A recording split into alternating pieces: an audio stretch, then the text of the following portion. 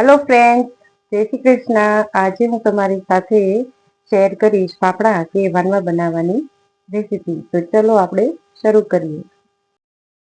Hello, आपणे आज बनावाना छे फाफड़ा के वानवा।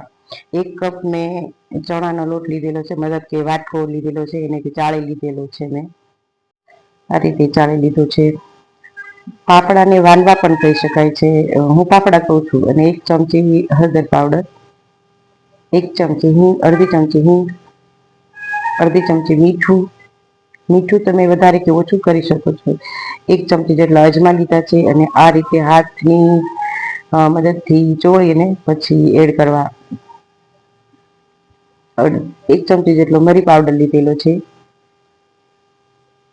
2 કે 3 ચમચી જેટલું તેલ એડ કરેલું છે અને अर्धी चमची जेटलो बेकिंग सोडा।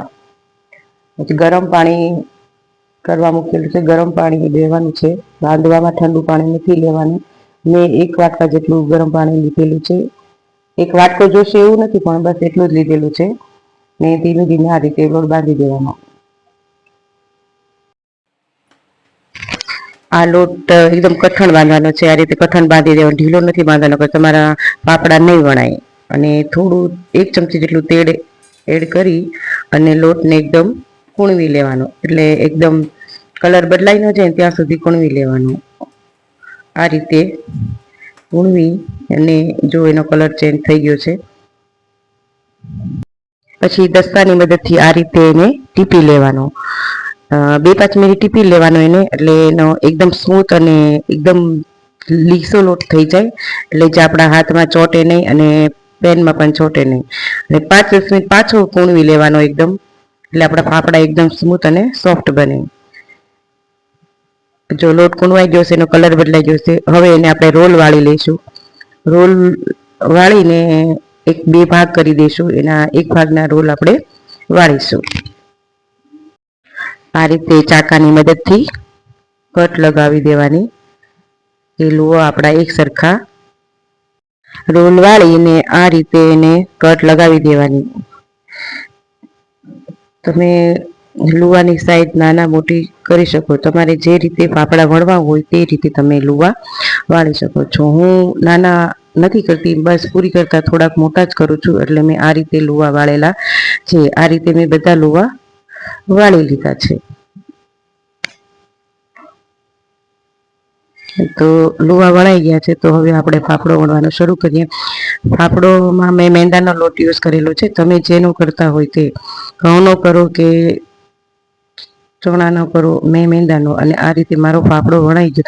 મેં ફાફડો એકદમ પતલો જ વણ્યો છે, જાડો નથી વણ્યો। અને આ રીતે બધા ફાફડા આપણા વણી લેવાના। જો આ બીજો ફાફડો પણ મારો વણાઈ ગયો છે। ફાફડા વણાય ત્યાં સુધીમાં તેલ ગરમ કરવા રાખી દઈએ। અને આ રીતે મારા બધા ફાફડા વણાઈ ગયા છે।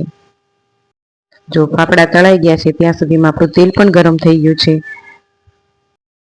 અને ગેસની ફ્લેમ સ્લો જ રાખવાની છે, હાઈ નથી રાખવાની, નકર ફાફડા આપણા એકદમ લાલ થઈ જશે। તો હવે ધીમે ધીમે આ રીતે પલટાવી દેવાનું, ને પલટી જાય એટલે ચીપિયા વડે એને કાઢી લેવાના, કે તેલ તમે બહુ ન આવી શકે। આ રીતે મારા બધા ફાફડા તળાઈ ગયા છે, તમે જોઈ શકો છો। ફાફડા એકદમ ક્રિસ્પી અને સોફ્ટ બની રહ્યા છે। તો તમને મારી રેસીપી જો ગમી હોય તો તમે એકવાર જરૂરથી ટ્રાય કરજો। મારા વિડીયોને લાઈક, શેર અને સબસ્ક્રાઇબ કરી દેજો। Thank you.